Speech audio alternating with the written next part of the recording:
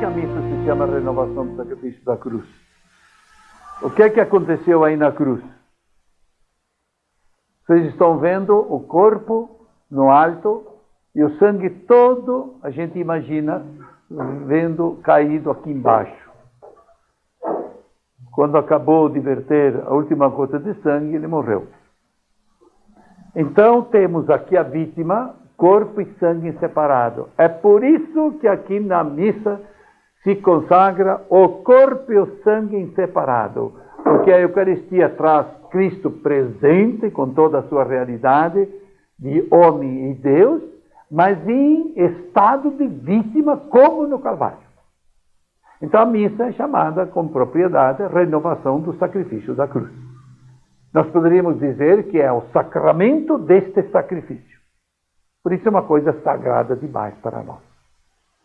Chamada Ceia do Senhor, porque se renova aqui o que Cristo fez na Quinta-feira Santa. Ele primeiro celebrou a Páscoa dos judeus. Antecipou-a para a quinta, porque na sexta ele ia morrer. E os judeus iam celebrar a Páscoa no sábado. Então ele fez a última ceia lá. Mandou 2 apóstolos, Pedro e João, à frente, para prepararem o Cordeiro Pascal. Porque todo judeu, uma vez por ano, tinha que celebrar a ceia que deu início à libertação do povo de Deus lá no Egito. Moisés mandou que todos fizessem aquela ceia de um cordeiro, comendo festivamente com ervas amargas, para lembrar a amargura da escravidão do Egito. E aquela ceia marcaria o início da libertação. Notem então, a gente une a Eucaristia à ideia de libertação. O homem que se liberta do seu pecado porque se une a Jesus Cristo. Como os judeus saíram livres da escravidão do Egito, atravessaram o Mar Vermelho, depois durante 40 anos andaram perambulando pelo deserto afora, até se estabelecerem na terra que Cristo prometeu, isto é, que Deus tinha prometido aos antigos patriarcas, lá na Palestina. Então, ali nessa Palestina, nasce um dia uma criança a quem deram o nome de Jesus. Quando João Batista teve que apresentar Jesus ao mundo, ele o indicou assim: eis o Cordeiro de Deus que tira o pecado do mundo. Essas palavras vocês ouvem sempre quando a gente ergue a hóstia antes de dar a comunhão. Por que João Batista e João Evangelista também escreveu a mesma frase? Cordeiro de Deus que tira o pecado do mundo. Será que os dois São João não sabiam que há muitos pecados no mundo? Para eles há um só pecado no mundo. É você não ter Cristo no coração. Todos os outros pecados que se cometem no mundo são decorrência de não ter Deus no coração. De não ter Cristo. Então, este tira porque você se alimenta de Jesus Cristo. A Eucaristia é isso aí. Então, os apóstolos prepararam o cordeiro. Cristo foi com os 12. Puseram-se em torno de uma mesa. Fizeram a Páscoa dos judeus. Comeram o cordeiro pascal. Durante a ceia devia várias vezes passar. 3 ou 4 vezes, passaram um cálice, uma taça de vinho, e todos, dando o sentido de unidade de família, deviam tomar um pouco. Antes de Cristo passar a última vez a taça de vinho, ele se levantou da mesa, passou a mão numa toalha, amarrou aqui a cintura, uma bacia com água e lavou os pés dos apóstolos. Então aqui eu faço uma pergunta: como é que ele lavou os pés dos 12 apóstolos postos numa mesa de refeição? Ele entrou debaixo da mesa para lavar os pés? Ou mandou todo mundo virar os pés para fora? Como é que ele fez? Como é que você acha? Como é que Maria Madalena lavou os pés de Jesus Cristo enquanto ele estava numa ceia? E Cristo nem se moveu. Como é que ela fez, hein? Quem é que mata essa charada? Precisa saber os costumes do tempo. O judeu não sentava para comer. Os judeus, quando eram ceias assim, importantes, eles comiam deitados, eram divãs. Quem tem a Bíblia Barça em casa, muitos têm a Bíblia Barça em casa. É a única Bíblia que traz a figura dos judeus comendo numa ceia e se vê Cristo deitado assim. Divãs. Ficavam deitados. Então os pés estão longe. Ficavam deitados, apoiados até para aqui o cotovelo esquerdo para conversar do lado direito. Apoiavam aqui o cotovelo direito para conversar do lado esquerdo. Então, Jesus encontrou os pés dos apóstolos, Maria Madalena encontrou os pés de Jesus longe da mesa. Assim, ó, virou. Cristo lavou. Quando chegou a vez de Pedro, Pedro disse, o senhor não vai lavar coisa nenhuma aos meus pés aqui. E eu que tenho que lavar os pés do Senhor, que eu sou, o Senhor é meu mestre, eu discípulo. Jesus lhe disse, Pedro, se eu não lavar os seus pés agora, você não vai tomar parte no que eu vou fazer daqui a pouco. Queria dar a Eucaristia. Então Pedro, que é estouradão, responde, se for assim, o senhor pode me lavar dos pés até a cabeça. E Jesus lhe disse, não, Pedro, quem está limpo, basta que lave os pés. Vocês estão limpos, mas não todos. Quem não estava limpo? Sim, Senhor. Perfeitamente. Judas não estava limpo. Olha os toques da graça no coração de Judas, para dizer, Judas, eu sei o que você está pensando. Mude de pensamento. Olha os toques, viu? Vocês estão limpos, mas não todos. Olha o que Cristo disse, quem já está limpo, basta que lave os pés. Isso significa, para receber a Eucaristia, precisa estar limpo por dentro. Depois, lavar os pés significa, dê ordem no seu exterior também, né? Ponha-se em ordem no exterior. A gente que vai à missa de domingo, põe-se um pouquinho mais em ordem do que durante a semana, não é? Lavou os pés, e depois chegou aqui, tomou o pão e o vinho, tomai e comer este meu corpo e meu sangue. Depois nós vamos ver melhor isso aqui. Por que é que ele lavou os pés dos apóstolos antes da instituição da Eucaristia, antes de dar a Eucaristia aos outros? Aí está o aspecto social da Eucaristia. A Eucaristia nós a chamamos comunhão com Cristo, mas antes de ser comunhão com Cristo, eu devo estar em comunhão com os meus irmãos até o ponto de lavar os pés se for preciso. Não tem sentido Eucaristia sem eu estar em união com os meus irmãos. Não tem sentido. Então, precisamos marcar bem esse lado social da Eucaristia. Então, Jesus instituiu. Para isto, ele necessitou de uma sala, nós estamos aqui numa sala. De uma mesa, porque é uma refeição, aqui está a mesa. Em cima da mesa, se coloca tudo que é necessário para uma refeição, e aqui nós temos o pão de trigo puro. Alguém poderia duvidar, se ouviu fazer para saber que é trigo? Não vi. Mas eu sei que quem faz isso também sabe que só pode fazer de trigo. Por quê? Porque Cristo usou pão de trigo. Não usou pão de centeio nem de cevada. Eu não posso mudar, tem que ser pão de trigo. Porque a minha é grande e a sua é pequena, hein? O meu Cristo é maior que o seu, né? Não é por isso, não. O Cristo não se mede pelo tamanho da matéria empregada aqui no sacrifício. Mas é porque é uma medida, deve ser, depois da consagração, mostrada a todos. E se eu ergo uma pequena, quem é meio cego que nem eu, lá do fundo da igreja, nem enxerga isso aqui. Depois tem que ser partida na metade, jogar um pedacinho, como vocês vão ver depois. Então essa aqui tem que ser maior mesmo. Cristo consagrou o pão sírio. Alguém de vocês aqui é sírio, é turco? Os sírios têm aquele pão. Você conhece o pão sírio? É uma folha, parece uma folha assim. Então, o judeu não corta pão, parte o pão.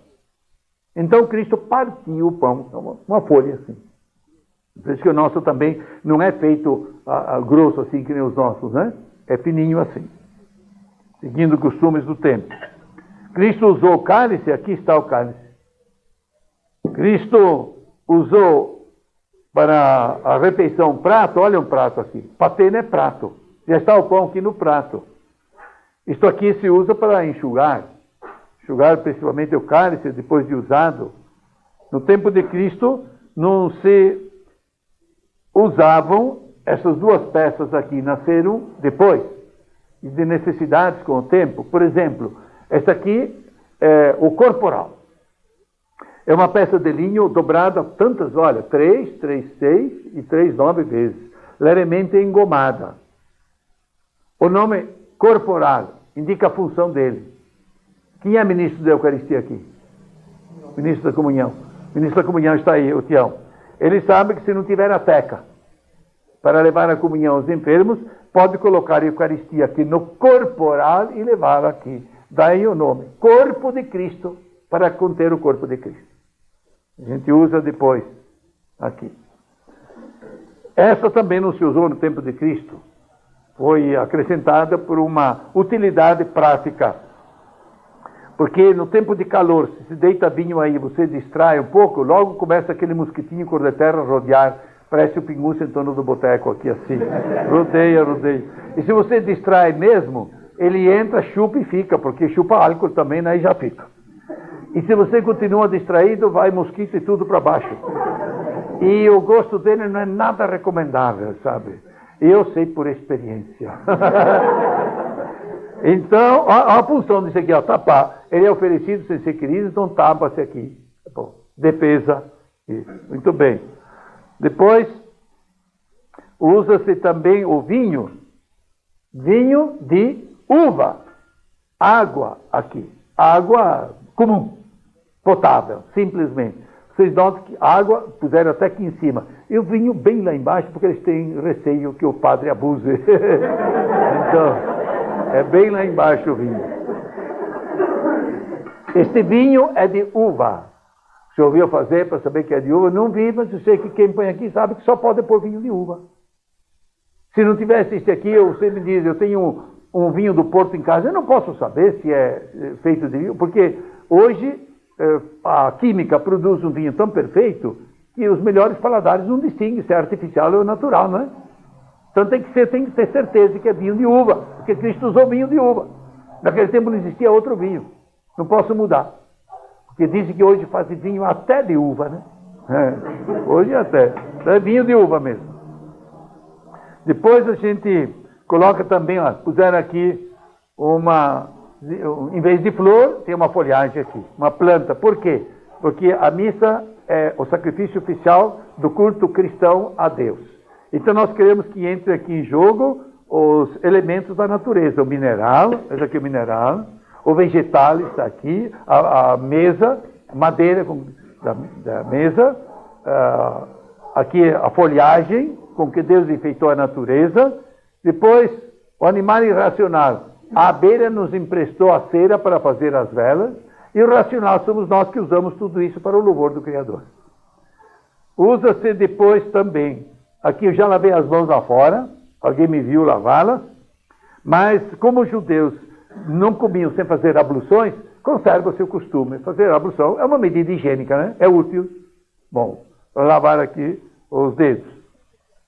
Isso aqui é para enxugar. Depois usa-se a vela.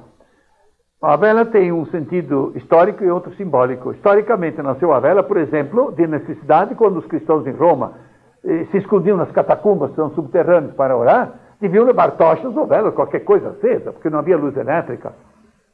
Quando veio a liberdade para os cristãos, eles conservaram o costume de acender alguma coisa. Aí ficou o sentido simbólico, porque Cristo disse, eu sou a luz do mundo. Então a vela acesa representa a fé que nós temos em Cristo. Vocês lembram o Círio Pascal? No Sábado Santo se benze o Círio Pascal e fica aquela vela grossa acesa na escuridão da igreja, né? Toda apagada a igreja. Significa que quando Cristo veio ao mundo, ele foi a única luz do mundo. Depois se acendem as lâmpadas, se manda que cada um acenda a sua vela no Círio Pascal para dizer que quem crê em Cristo se ilumina e passa a iluminar o mundo. A gente usa também o crucifixo, porque a missa é chamada renovação do sacrifício da cruz. Usa-se o crucifixo aí. Usa-se também o folheto. A primeira parte do folheto, essa primeira folha, é extraída da Bíblia, lições, alguma oração e lições da Bíblia. E a segunda parte, orações tiradas aqui do missal. O missal contém todas as orações do ano inteiro. São todas aqui. Então extrai-se para facilitar, se faz um folheto descartável, né? Cada vez. Depois, também, não tem mais nada aqui. Agora, se eu começasse a missa desse jeito, não vamos começar em nome do Pai, assim, vocês estranhariam, né? Que eu celebre desse jeito, como fiquei todo dia. Não fica bom, não orna, né? Eu estou fazendo as vezes de Cristo na última ceia. Vocês estão em lugar dos apóstolos. Por que Cristo não convidou a mãe dele para a última ceia, hein? Naquele tempo não se admitia a mulher junto com os homens na ceia. Era costume. Só homens, viu? Mulheres serviam. Simplesmente costume. Como Cristo igualou homem e mulher, depois de Cristo, todo mundo participa igualmente, homem e mulher.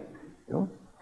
Cristo precisa ser muito amado pelas mulheres, porque foi ele que ergueu a mulher na altura do homem, viu, gente? Foi Cristo. Então a minha pessoa, como está fazendo as vezes de Cristo aqui, como que deve desaparecer, então se cobre com a túnica muito semelhante à túnica que usava Jesus, que usavam os apóstolos, e que hoje, até hoje os árabes continuam usando, né? Vocês viram no tempo da guerra aí, do Saddam Hussein, aqueles árabes, tudo com túnica semelhante a essa aqui. Agora a túnica, eu sei se é feita por um alfaiate, homem ou mulher. Se for homem, a gente abotoa, abotoa rapidamente, facilmente. Se for mulher, ela põe um botão aqui, outro botão aqui, outro botão. Se você... E complica. Olha, esse botão tem que achar a casa dele. Onde que eu vou achar a casa? Olha aqui onde é que foi pôr. Essa foi feita por mulher. Depois usa-se também a estola. A estola tem as cores litúrgicas. Olha, vocês estão vendo aqui estola verde.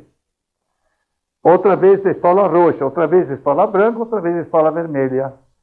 De acordo com a celebração.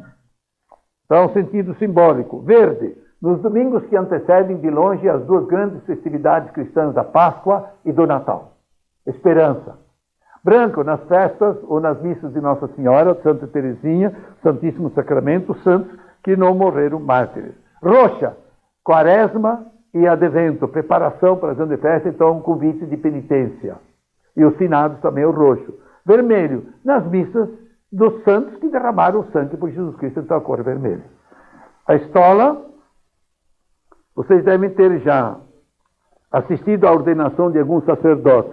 Quando o rapaz vai ser ordenado padre, ele se apresenta assim, estola transversal. Você sabe só que por esta posição, ele não é padre, é diácono. Quando o senhor bispo lhe impõe as mãos, o ordena, dando o poder e a faculdade de consagrar e de absolver, os ministros que são ajudas do senhor bispo endireitam a estola para dizer ele é já sacerdote. Então, a estola é o sinal da ordenação sacerdotal. Bom, muitas vezes em símbolos aqui, geralmente é trigo e uva, né? Onde vem o pão e o vinho. Outras vezes uma âncora, um peixe. O peixe era muito usado pelos primeiros cristãos como senha de ser cristão. Suponhamos uma roda, no tempo que havia a perseguição contra os cristãos, eu queria saber se no meio dessa roda havia um cristão, como distraidamente fazia assim no chão, um risco assim. Só. Ninguém dava valor àquilo. Se houvesse um cristão presente que olhasse aquilo, depois, esperando um pouco, ele completaria fazendo assim. Saía o peixe. Entendeu? E os cristãos escolheram a senha do peixe. Por quê? Por essa ideia. O peixe encontra a vida e a desenvolve na água. O cristão encontra a vida divina na água do batismo.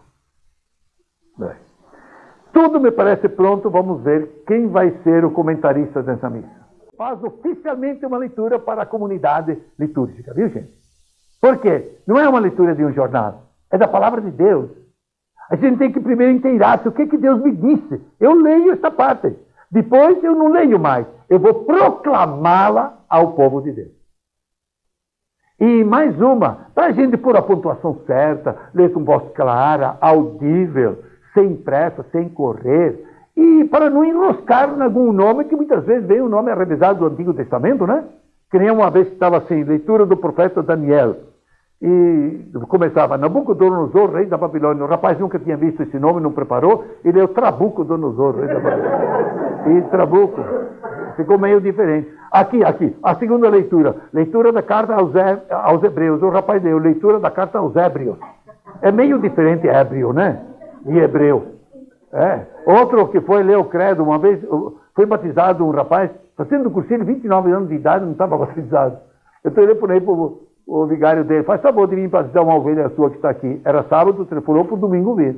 Na missa que nem hoje do domingo, foi batizado. Bom, então agora você vai rezar o credo em nome de todos nós, sozinho, você que recebeu oficialmente o credo. Ele nunca tinha pego, né? Padeceu sob Pôncio Palitos, e o Pilato virou palito. Para que não aconteça isso com você, trate de se preparar, viu? Prepare bem, muito bem. Tudo em ordem, tudo preparado, sempre o comentarista que dá início. Hoje nós vamos omitir os cantos, porque eu necessito do tempo para explicar. Então, comentarista. Missa do 28º domingo comum. Nessa celebração estaremos em união de fé e amor com a Igreja, reunida em Natal, na presença do Papa, para a conclusão do Congresso Eucarístico. Pediremos a Deus que todos os brasileiros reconheçam em Jesus, Eucaristia, o seu verdadeiro Salvador e Libertador, e nele busquem a fonte da justiça, do amor e da paz. A introdução dá o sentido geral de toda a celebração, viu? É importante. Depois vem o canto de entrada. A função desse canto é unir toda a família dos filhos de Deus. Vem um de longe, outro daqui, todos estão cantando a mesma coisa, são irmãos, viu? Une-nos a todos. Toda a missa só se reza em nome de quem, hein? Somente e sempre em nome do Pai, e do Filho e do Espírito Santo. Amém. Vocês disseram amém? É uma palavra de Cristo, da língua de Cristo, que significa sim, é isso mesmo. Viu? Amém. É por isso que na comunhão se diz assim, o corpo de Cristo, o que você responde? Lembre-se de responder um belo amém. Não gente que não solta nem a voz. Responda amém. É como se você me tivesse dito, reconheço que aquilo que o senhor tem na mão é o corpo de Cristo. Então a gente dá. No começo do cristianismo, o celebrante dizia, o corpo de Cristo. A pessoa não respondia, ficava atarantado aí, não podia dar a comunhão. O catequista, por favor, retire ou ponha ao par do mistério para que possa um dia receber a Eucaristia, viu? Não podia dar a comunhão. Isso é importante o amém, viu? Aí. Aleluia, outra palavra da língua de Cristo que significa louvemos ao Senhor. Aleluia. Louvemos ao Senhor. Viu? Toda a missa só a Santíssima Trindade, viu? Mas não oferece a missa para Santo Antônio, não. Quando a gente diz missa de um santo, significa tomamos a oração daquele santo e colocamos na missa para que ele nos ajude, faça a parte do advogado junto de Deus, pedindo o que nós queremos, ou agradecendo. Só a Santíssima Trindade. Depois vem a saudação. A paz e a bênção de Deus, nosso Pai, de Jesus Cristo, nosso Senhor, estejam com todos vocês.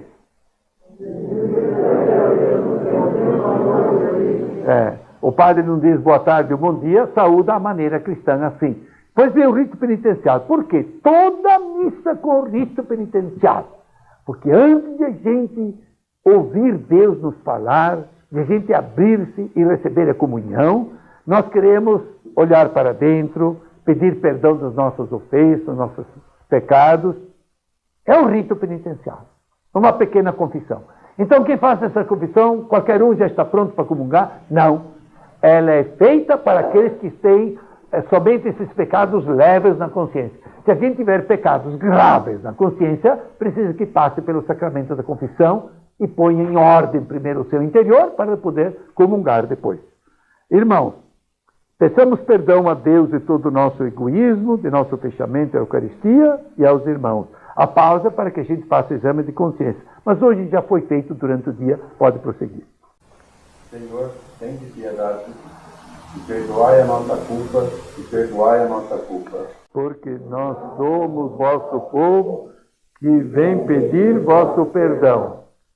Cristo, tem de piedade, e perdoai a nossa culpa, e perdoai a nossa culpa. Porque nós somos vosso povo, que vem pedir vosso perdão.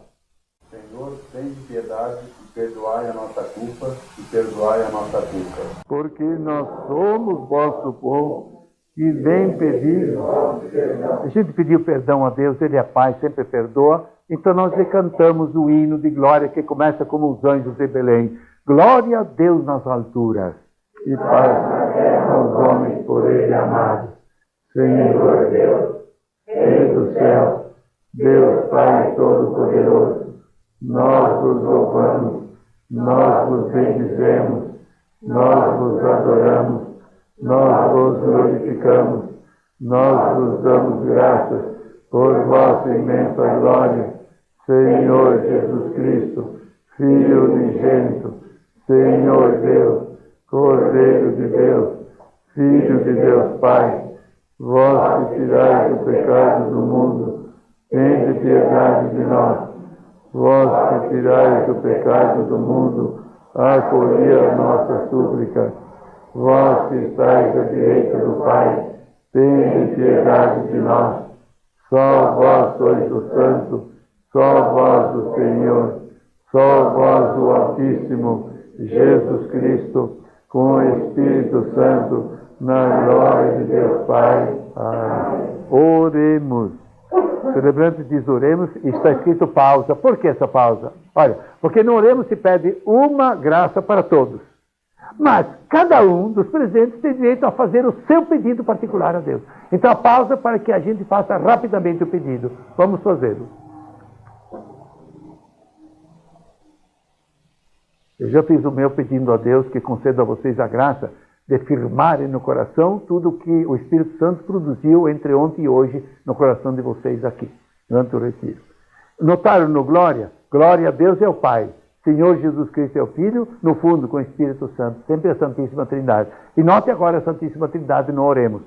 Ó Deus Pai, sempre nos preceda e acompanhe a vossa graça, para que estejamos sempre atentos ao bem que devemos fazer. Por nosso Senhor Jesus Cristo, vosso Filho, na unidade do Espírito Santo. Amém. Notaram? Deus Pai, Deus Filho, Deus Espírito Santo. Sempre em todos os oremos, mesmo de uma missa de um santo.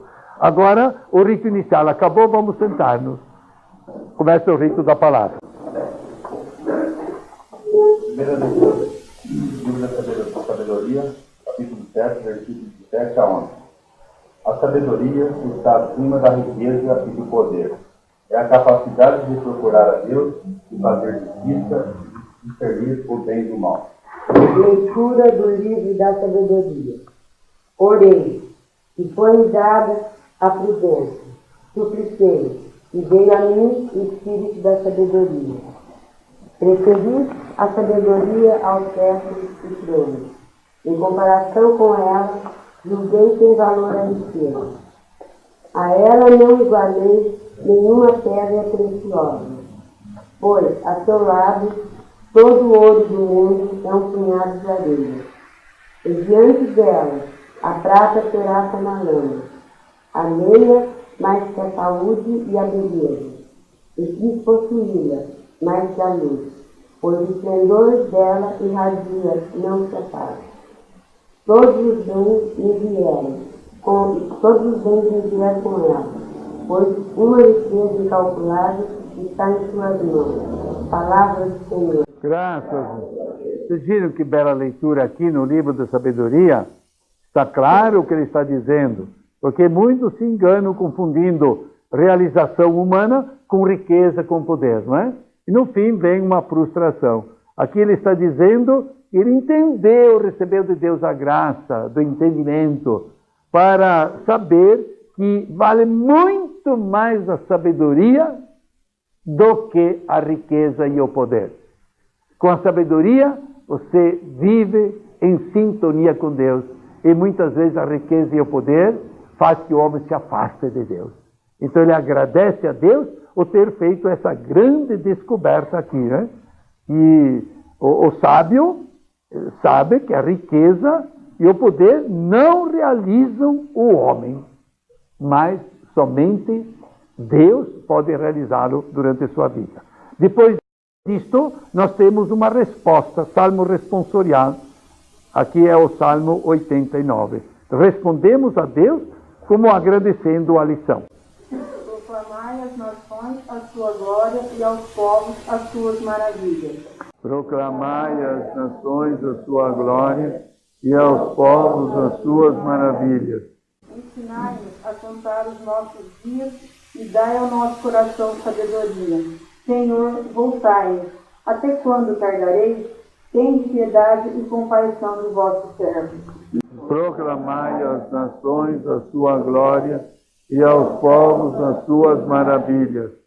Saciai-nos de manhã com o vosso amor e exultaremos de alegria todo dia. Alegrai-nos pelos dias que sofremos, pelos anos que passamos na desgraça. Proclamai às nações a sua glória e aos povos as suas maravilhas. Manifestai vossa obra a vossos servos, e a seus filhos revelai a vossa glória. Que a bondade do Senhor e nosso Deus repouse sobre nós e nos conduza. Tornai fecundo, ó Senhor, nosso trabalho. Proclamai às nações a sua glória e aos povos as suas maravilhas. Segunda leitura. A palavra de Deus, que ressoa aos nossos ouvidos, pode salvar-nos ou condenar-nos. Nossa sorte é decidida pelo seu acolhimento ou refúgio. Leitura da carta aos Hebreus. A palavra de Deus é viva, eficaz e mais cortante que qualquer espada de 2 gumes. Penetra até dividir alma e espírito, articulações e medula. Ela julga os pensamentos e as intenções do coração. E não há criatura que possa ocultar-se diante dela. Tudo está nu e descoberto aos seus olhos. É a ela que devemos prestar conta. Palavra do Senhor. Graças. Vocês estão vendo aqui que valor o autor da carta aos Hebreus deu à palavra de Deus, não é? Um grande valor. É viva, quer dizer, transmite vida. Eficaz significa produz sempre o seu fruto próprio da palavra de Deus.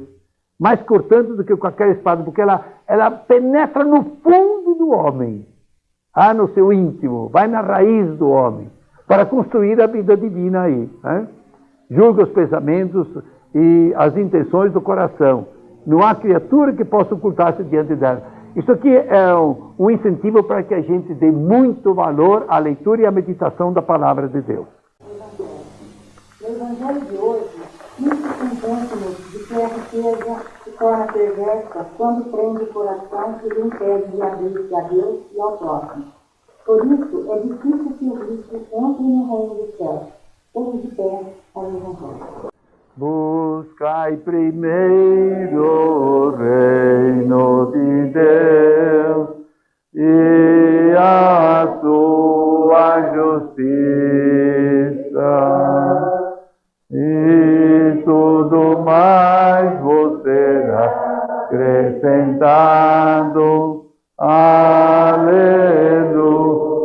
aleluia. Não só de pão o homem viverá, mas de toda a palavra que procede da boca de Deus. Aleluia, aleluia. Se vos perseguem por causa de mim, não esqueçais o porquê. Não é o servo maior que o Senhor. Aleluia, aleluia. Para a leitura da palavra de Deus, há algumas diferenças. Nós cantamos uma aclamação, nos levantamos, que significa prontidão em ouvir e executar a palavra. Que nem um soldado que ouve sempre de pé a ordem do seu superior hierárquico, nunca sentado nem deitado, né? Nós somos soldados de Cristo, nos levantamos.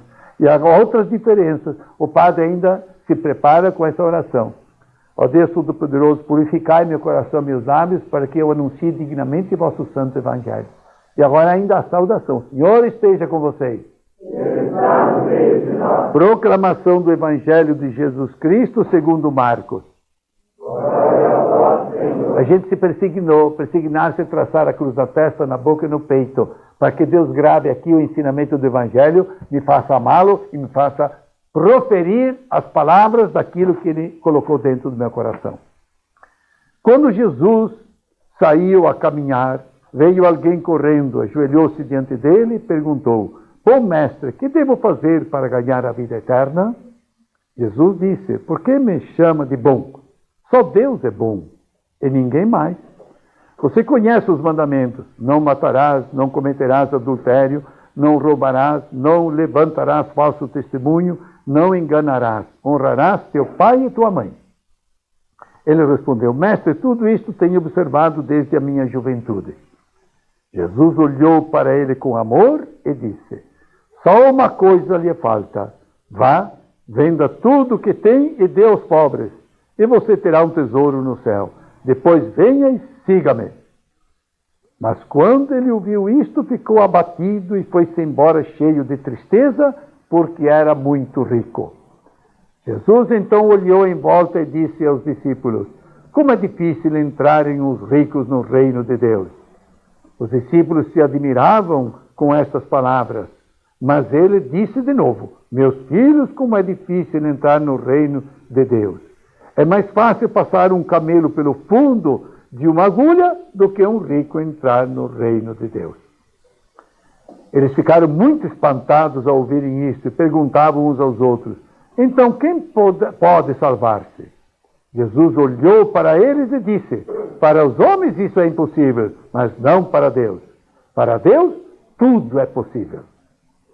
Pedro então começou a dizer-lhe: eis que nós deixamos tudo e te seguimos.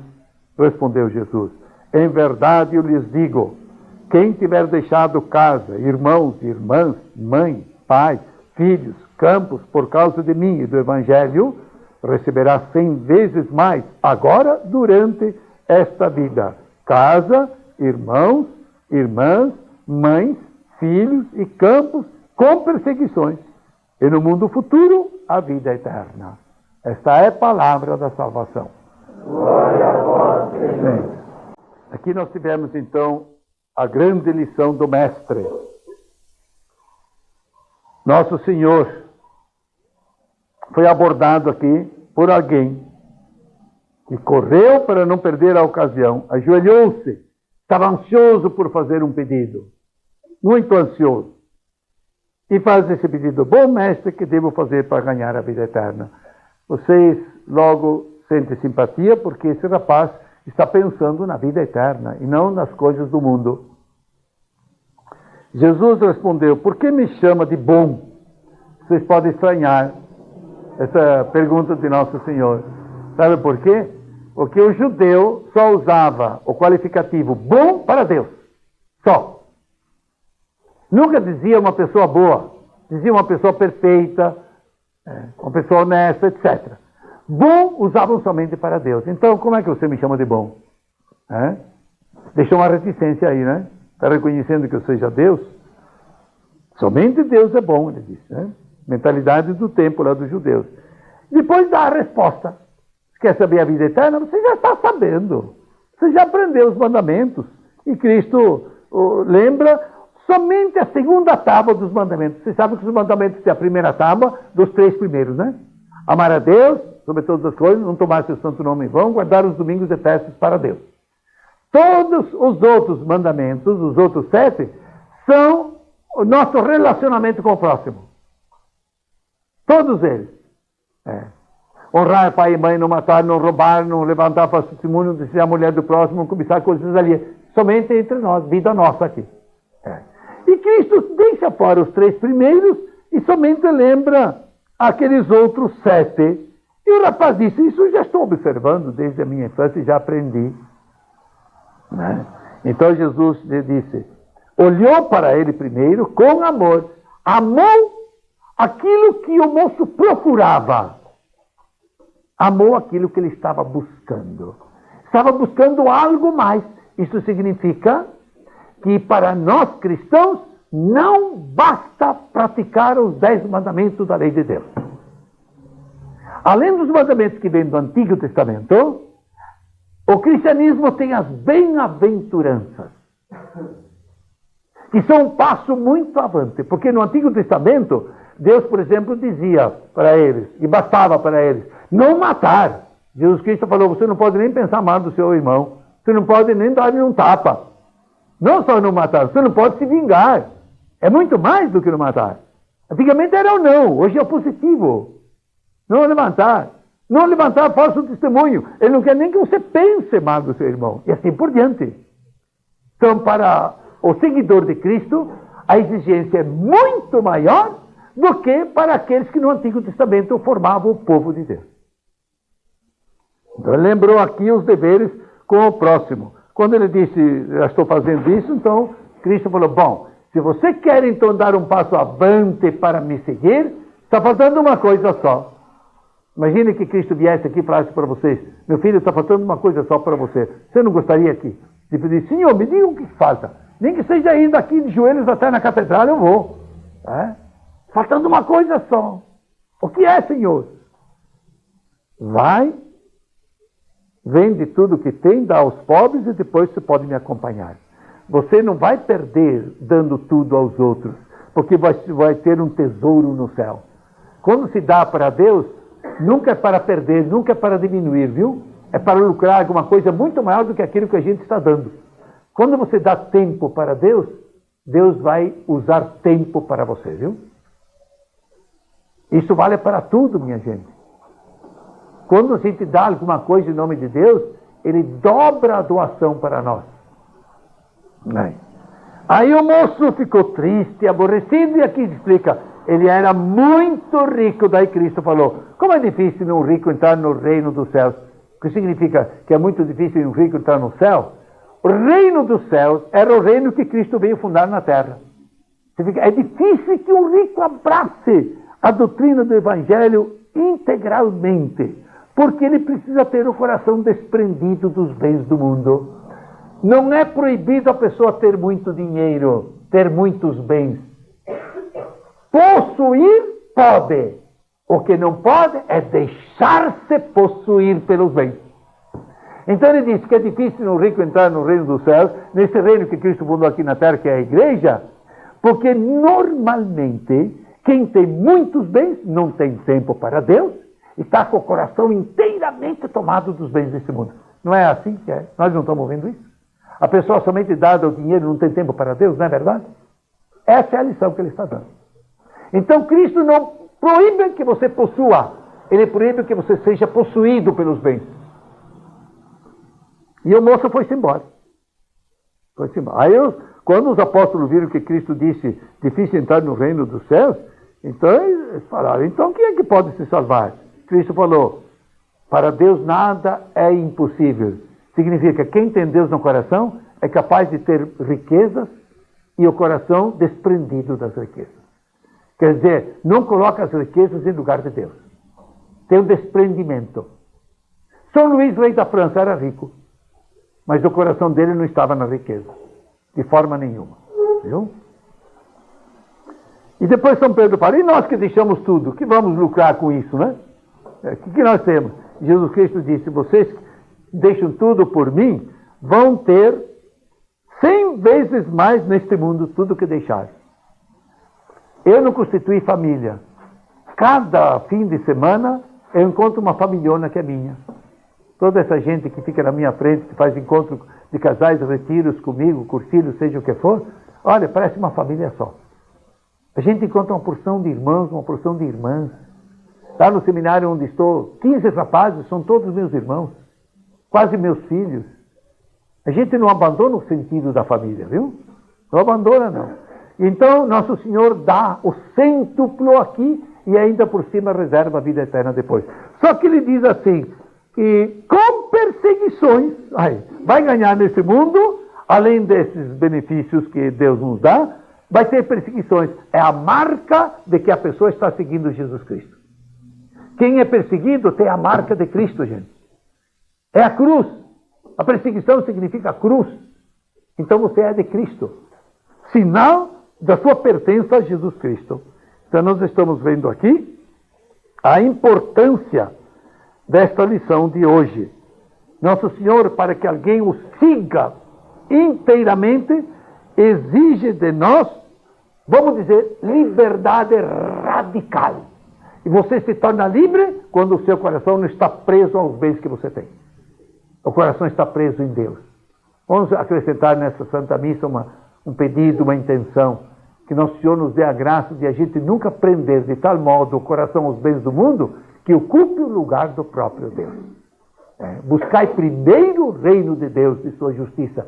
Tudo mais vos será dado por acréscimo. Bom.